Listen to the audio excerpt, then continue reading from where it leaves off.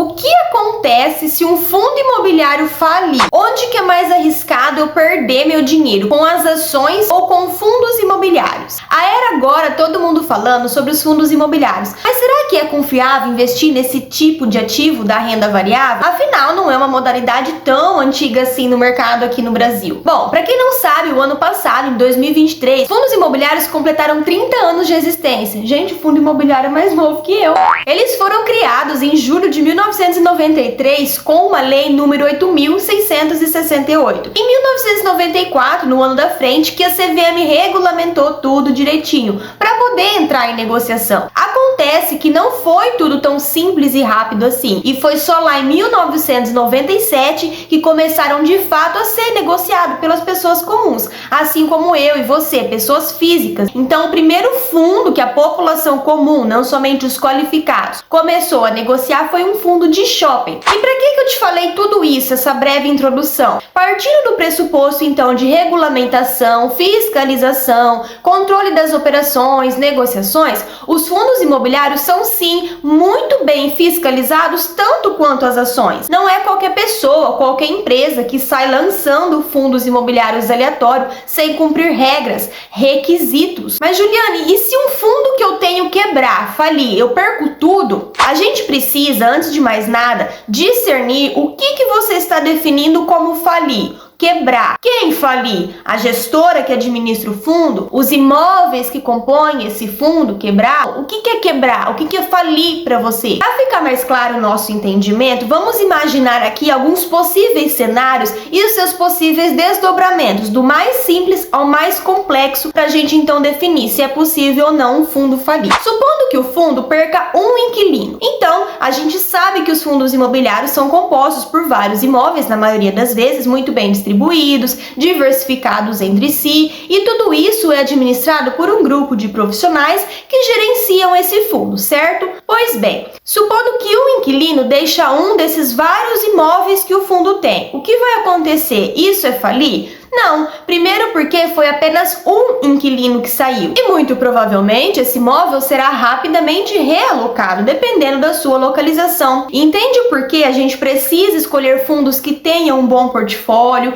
uma boa diversificação estratégica, com imóveis bem localizados, justamente por conta de cenários como esse. Caso um inquilino esvazie, deixe o imóvel, esse imóvel, se for bem localizado, facilmente ele vai ser realugado. E o que de pior pode acontecer nesse cenário? Bom, os repasses dos dividendos podem evidentemente ser diminuídos até essa realocação acontecer, ou até mesmo uma sutil queda na cota, no seu valor ali de negociação, o que é perfeitamente normal. Agora vamos para um cenário um pouco mais grave: fundos imobiliários mono-inquilino, mono-imóveis, ou seja, com apenas um único imóvel, obviamente um único inquilino. Nesse caso, se o inquilino deixar o imóvel, isso significa uma falência? Também não, visto que, de novo, o fundo vai tentar uma realocação. Juliane, o imóvel é muito ruim, ele precisa passar por uma grande reforma. Então, nesse caso, o fundo utiliza o que ele tem em caixa. E o cenário pior aqui seria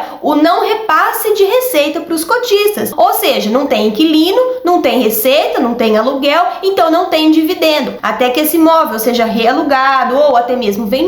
É claro que, diante desses possíveis cenários negativos, as cotas tendem sim a se desvalorizar e muito, mas ainda assim não é considerado uma falência. O fundo deixou de ter a receita mensal para ser repassada, mas ele ainda tem o imóvel, que é o patrimônio. É diferente, por exemplo, de uma empresa que pode enfrentar desafios e perder fundamentos ou até, sofrer golpes, ser pega de surpresa com situações inesperadas, e aí é a própria empresa que está em jogo, entende? Não só a receita que ela gera, mas o patrimônio das empresas é a própria empresa. A gente viu recentemente o que aconteceu com as lojas Americanas, que é uma super empresa do varejo. Foi pega totalmente de surpresa após a descoberta de uma fraude, um rombo milionário que jogou o preço da ação da empresa lá para baixo. E agora isso daí vai longe até que toda essa investigação seja apurada, enfim. Então, nesse caso, o que foi diretamente atingido foi a empresa. Diferentemente de um fundo de investimento imobiliário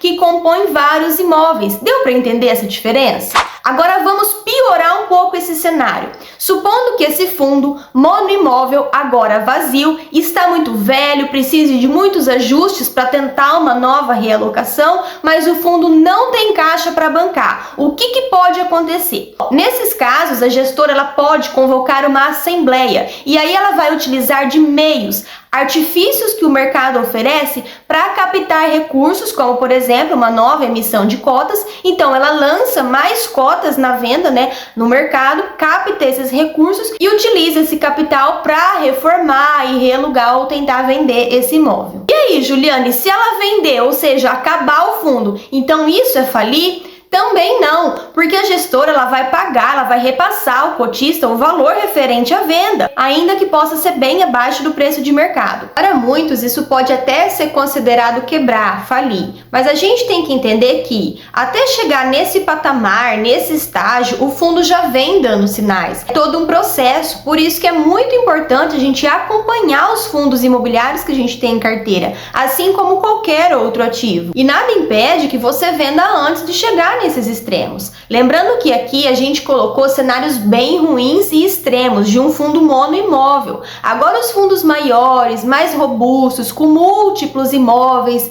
múltiplos inquilinos, as chances disso acontecer são muito remotas. No cenário de dificuldade, por exemplo, com algum dos imóveis desse fundo, o prejuízo, vamos dizer assim, ele é diluído por todos os outros que estão dando lucro. E aí continua gerando receita normalmente. O professor Baroni, que é um especialista em fundos imobiliários, ele fala uma frase muito pertinente. É possível? Sim, tudo é possível, mas é pouco provável. Mas, Juliane, se o fundo for muito alavancado, ou seja, tiver muito mais dívida, como que faz? Gente, as regras e as normas de alavancagem para um fundo imobiliário mais restrito, ou seja, com monoimóvel, monoinquilino, são bem mais minuciosas. Existem margem para isso, que são permitidas. O fundo não pode se alavancar extraordinariamente assim, entende? Mas supondo que no decorrer do tempo o valor patrimonial foi sendo diluído ali, de modo que as dívidas ficaram maiores do que a receita,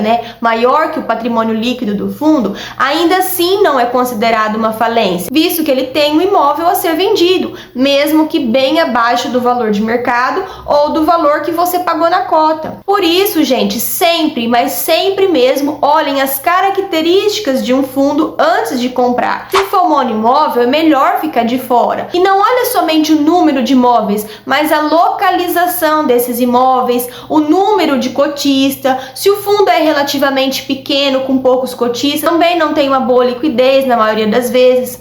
Opte sempre por fundos grandes, fundos maiores, com patrimônios líquidos considerável, bem diversificado. Eu tenho, por exemplo, um fundo que eu comprei lá atrás, quando eu comecei, e que está passando ali por uma fase não muito boa. Ele caiu muito na cota, mas olha aqui o que eu quero te mostrar. É o fundo Iridium. Ele já caiu na minha carteira quase 25%.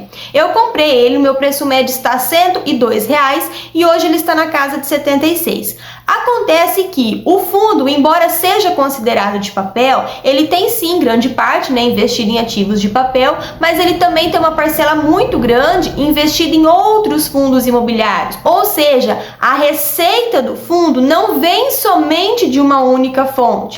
Ele anda tendo sim alguns problemas com alguns dos fundos. Tem também alguns ativos da renda fixa, ali da parte de papéis, que está tendo ali um certo prejuízo. Acontece que tudo isso é diluído na receita de modo geral e mensal do fundo. Deu para entender? Juliane, mas a cota já se desvalorizou tudo isso. Gente, o fundo tem um patrimônio bilionário e eu acredito sim na gestora e que é só um momento de mercado. Até mesmo porque esse fundo está entre os maiores fundos da bolsa. E a grande verdade é que ainda que a cota tenha sofrido com essa desvalorização, ele vem entregando fielmente um dividendo recorrente, dividendo esse bem considerável nos últimos meses, de mais de 12% ao ano. Claro que eu venho monitorando e nada impede que eu venda e realize o prejuízo e pronto, sem problema nenhum, antes que a coisa piora e comece a desmoronar. Mas, de novo, um fundo dessa proporção me faz crer sim que vai sair de boa dessa fase. Então, trocando